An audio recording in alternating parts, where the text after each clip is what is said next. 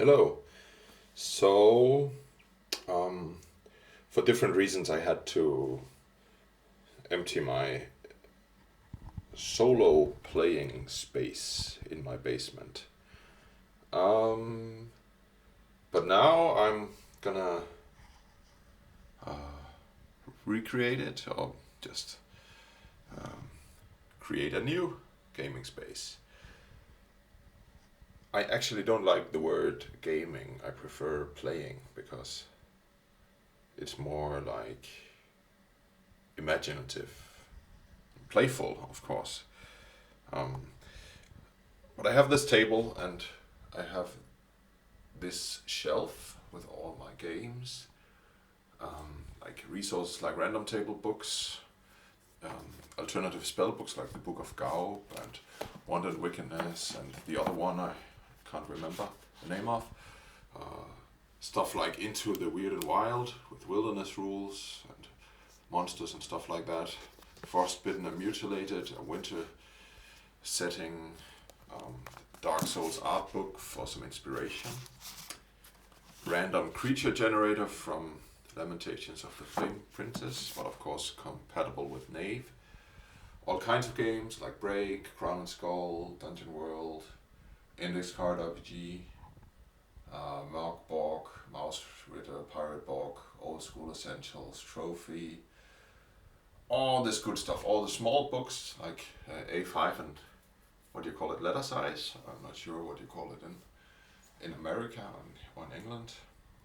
Then I have the Monster Overhaul and good old Monstrous Manual from D&D, beaten up copy, and the Solo Game Master's Guide, of course. A journal, book of symbols, which I haven't used yet.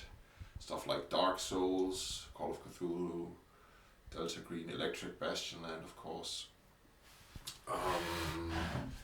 Vaesen, Symbaroum, Cult, Silent Legions, and then some big adventures and some small adventures from like Lamentations and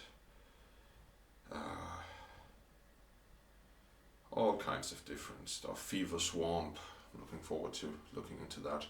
Old School Essentials adventures. Stuff from the Merry Moshman. All kinds of good stuff I haven't really used, which is why I'm not giving up on solo playing. But now to the gaming or the play space. Oh, I also have Dead Air Seasons, post-apocalyptic, more narrative game, and Death in Space from Free League, also an OSR game. I'm gonna take this away for now. I have this tripod thing, but I forgot the thing to put in here, to put on the camera. I forgot that upstairs and I'm too lazy to get it, so I'm just having the camera standing like this. Maybe I'll actually take the book of symbols and put it on here. So here we have the play space. And then I'm gonna see what I'm gonna have and what I'm gonna need. Obviously I have some writing tools, pocket knife. I have this cool stamp. Dead and cause equal to, and then you write the cause of death whenever a character is dead. Fun stuff. Then I have this dice tray for rolling dice, which I also used in my videos. Then I have this cool thing. I think it's from a board game. I don't know what the symbols are about. I'm not sure.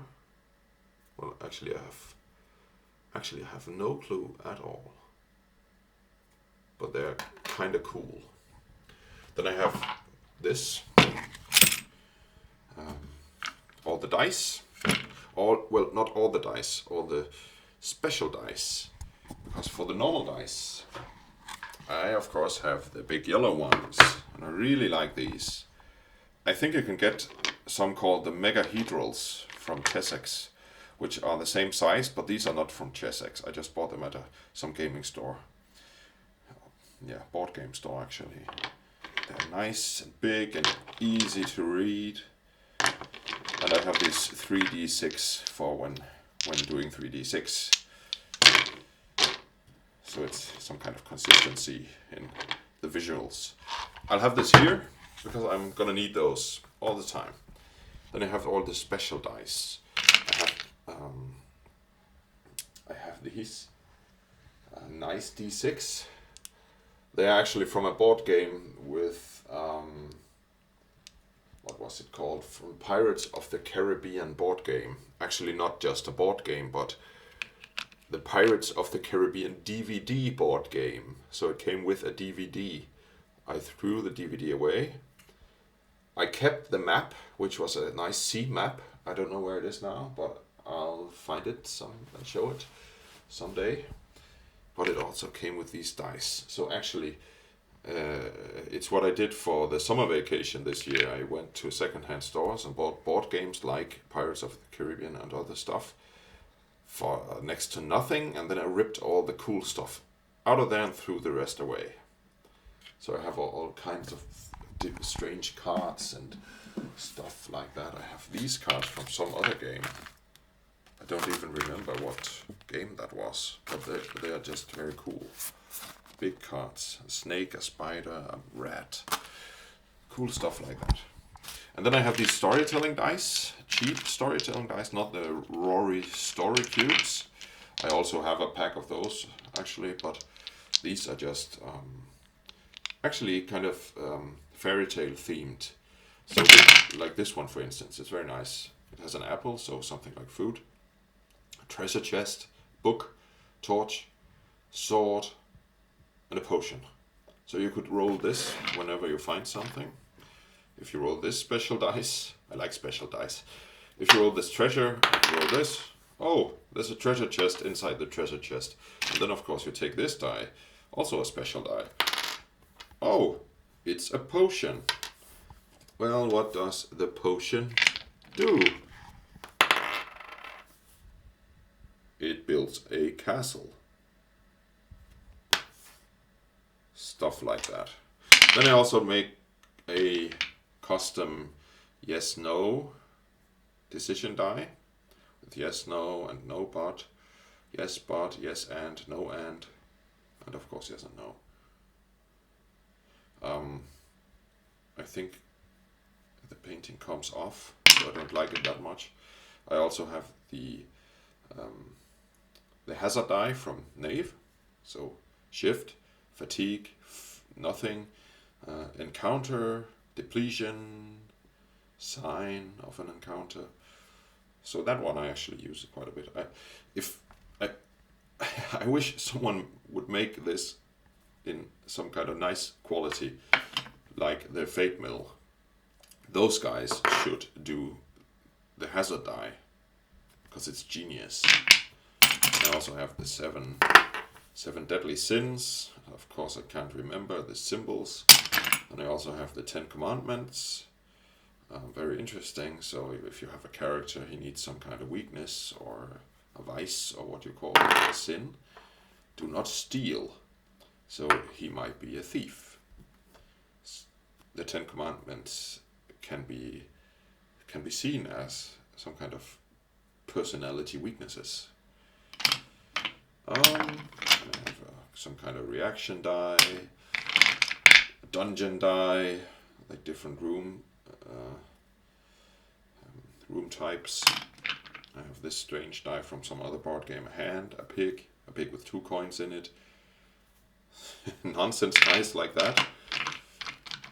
A D24. Of course this encounter with monster, NPC, treasure and trap. And then if I go to the trap, I have this, like rope, clamp, flood, fireball, pit, puzzle, blade, whatever. And doors, is this door locked? No, it's open. Or it's reinforced, or it's not there, or it's a trap. So I come to the door, it's a trap, I roll like this. Puzzle, So there's a puzzle I have to solve to open the trap. And there's also these coins. This is more like RPG themed coin. I'm not that crazy about it. It's kind of a Nordic theme with a Viking ship on it. And the D20 on the other side. Then I also have this from the movie The Seventh Seal, with Death standing on the one side with his cape, saying yes or yeah in Swedish. I'm not Swedish, I'm Danish. It's not the same. And then we have no or nay, or nay. I don't know how to say it in Swedish. Nay, I think. And it has the dead people dancing in the horizon. Famous scene from the movie. Actually, I'll have to find that movie just to show you.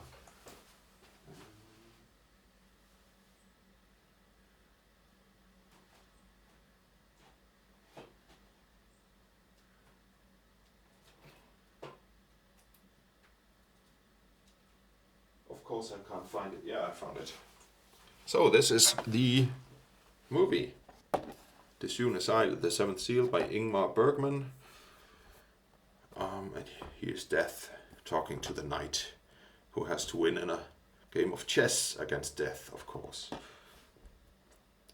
And then the dead are dancing. It's that exact scene on the coin. I bought it from a Swedish web store called Torvenius. Or just Google Seventh Seal coin if you're very interested. Then I have, of course, a D30. All kinds of stuff like this. These dungeon symbols. I'm not that familiar with those, actually. Another reaction die. I also have this body part die. Stomach, right arm, right hand, and so on. Okay. Of course, I'm gonna need this. Put it over there so it's easy to access. Also because I want to use the fate mill. I'm quite happy with that, so I'll actually put it in the big dice tray. Okay, so put these cards away again. So next up I have this owl. Also from a board game.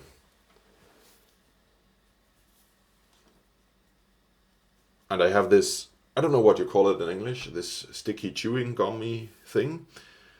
And I'll just put stuff on the wall with that. So that's the owl for some wisdom. Then I have this nice homemade thing, pouch. Not wallet, pouch. There I have some tarot cards. I'm gonna put those here. The Rider-Waite tarot deck. And I have a sticker from Gazer Press. Gazer Press is a very nice Austrian publisher who's made this adventure, Winter Death, which is an OSR adventure going on in the 30-year war. Very cool adventure. I love to play that one. So it's an escape adventure. So I'd like to put this on the wall too. Oh, that wasn't one of it. It's just part of the wall. Oh, okay.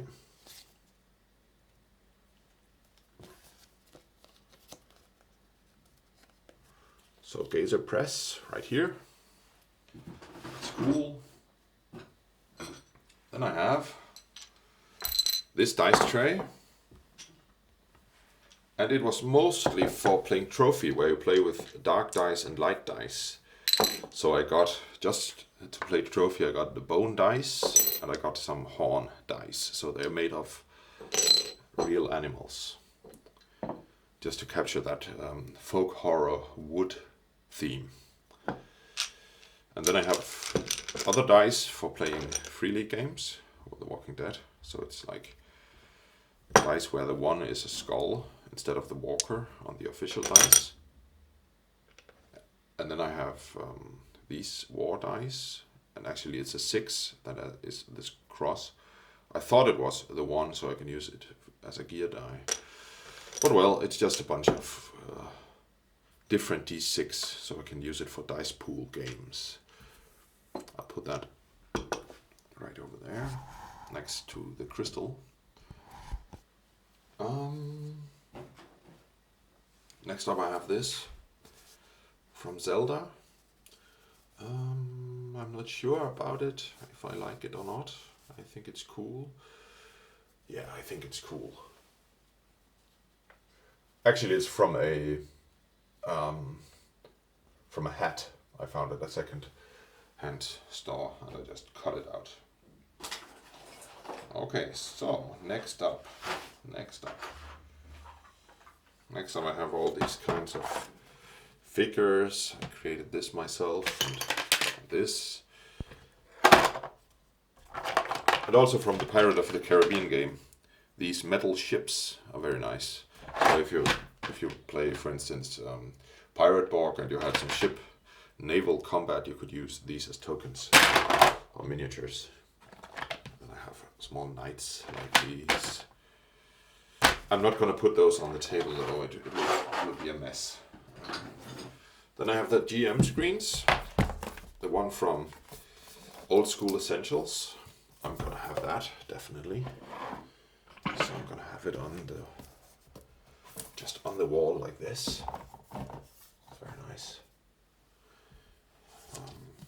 The Walking Dead I'll put somewhere else in the room.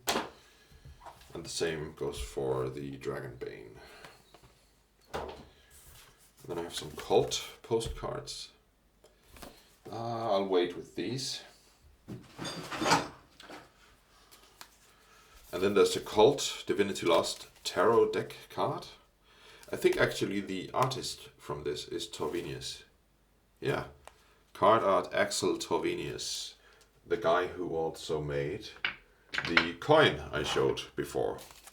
So, I'm actually not that fond of those, because most of them are like this. Just like the numbered suits, or what you call it. And then there's these kind of deities, and they're cool. So the real art pieces are very cool, but most of the cards are just like this. So I'm not sure if I would recommend it, because you can't just pull a card and then have an association like you can with this tarot deck or any other tarot deck. In this, you pull a card and you see the picture, and it will give you some kind of association. It will talk to your inner archetypes, if you will. This one will not. You will have to look in the book to see what the 4 of skulls means. I don't think that's cool. But well, I also have this pocket tarot deck. This would be mostly for stuff like Simple Room or folk horror or trophy or adventures in wilderness or in the forest, because it kind of has that mood, like this. It's very nice. It's just called The Wild Unknown Pocket Tarot by Kim Krantz. Very cool tarot deck. Okay, so I have my tarot deck, my dice, my GM screen. Do I want this occult looking hand? Maybe here. Maybe buy the New Agey crystal, and of course this figure of Eric Cartman next to it, just for the inspiration. Then I have this massive figurine from Dark Souls 2. So I actually don't know the character because I've only played Dark Souls 1. Although I think I'll put it up here where there's more room for it. Oh, and actually this painting is from my grandparents in Germany. They had it for many years, and then my father had it after they passed away in like 1990, 89, 90. And then when my father passed away, I got it. And it's just a painting, but I just love the colors on it. And it has this burial mound and this old tree and like a sunset on the horizon and just the moors or whatever. It's very moody and it's not idyllic. It's more like melancholic. So I think it fits perfectly in this play space for inspiration. Then I have this. It's for counting the shifts or whatever you call them in Knave. So it's from in the morning, like 8 o'clock till 12 o'clock in the morning. Then from 12 to 16, which is 12 to 4 p.m. And then 4 p.m. to 8 p.m. So it's always 4 hours, just to keep track of time. I just have this from a board game, and this as well. And then it was just like this, two parts. And then I had this from a wine bottle. So that's how crafty I am. Next level. I'll put it next to the dice because I might need it to count time. Then I have this postcard from Knave. Before I got the game, he sent out the Knave postcard. Very nice. I'll put it up here. Of course, with the art of Peter Mullen. And I have this sword. It's kind of big. I just put it next to the wall, next to the speaker. Oh, and I have this light. It's made of that kind of, what do you call it? Fat stone. I'm not sure what you call it. And then I have this light to put inside it. Nice, very nice. And I have this made of the same material. I could put dice in it, I'm not sure. And I have the big D20 for like making the difficulty, for setting the difficulty 14. For instance, I put it on the table. It's like a counter, I put it over there. Then I have this big Dragonbane figure of a troll and Fate Mill sticker, which came with the Fate Mill die. I'll definitely put this up here. It's very nice.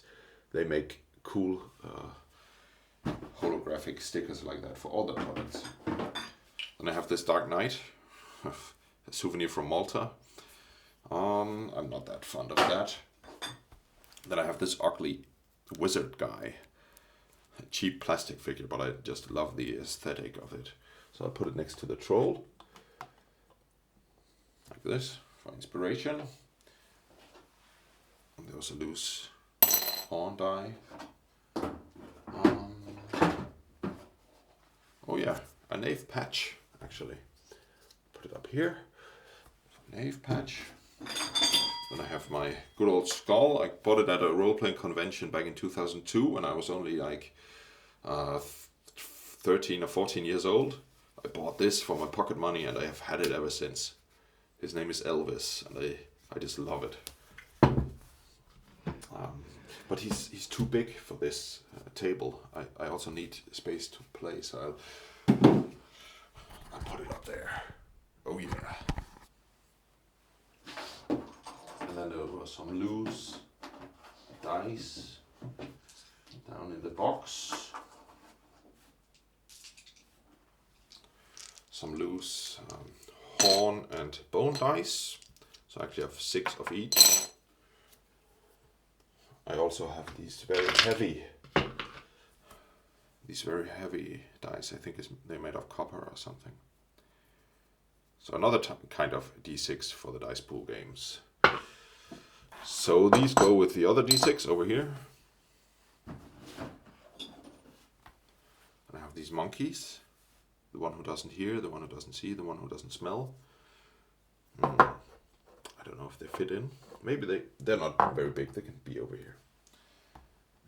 Okay. This,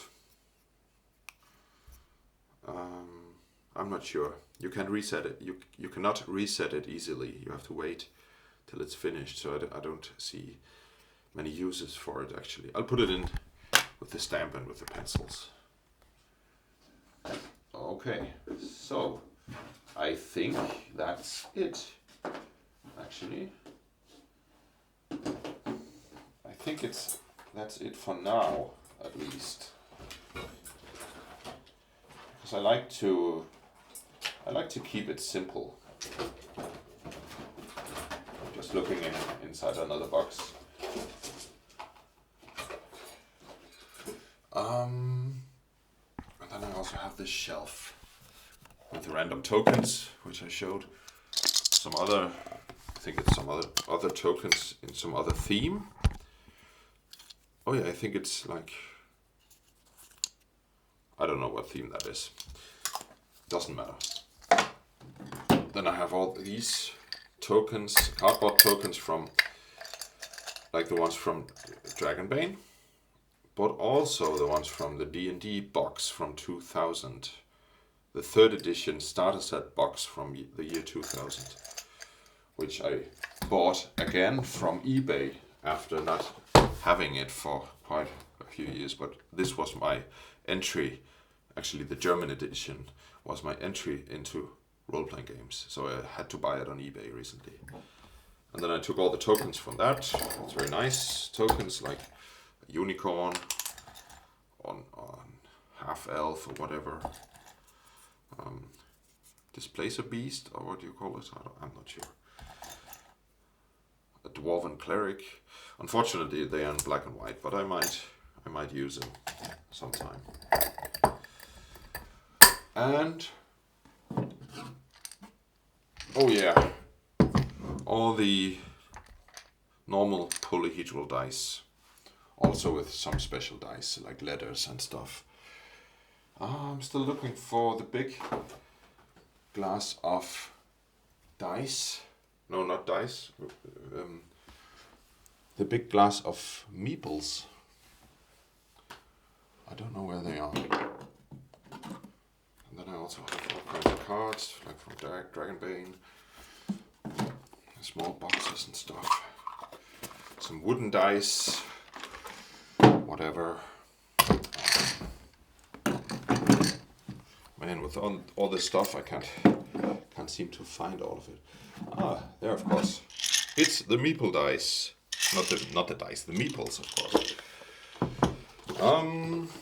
I think I might not have it on the table because it's so big. I'll put it over here with all the other tokens and stuff. Okay, so I'm all set up, but not just yet. The video is 28 minutes now, which doesn't matter. You can pause it.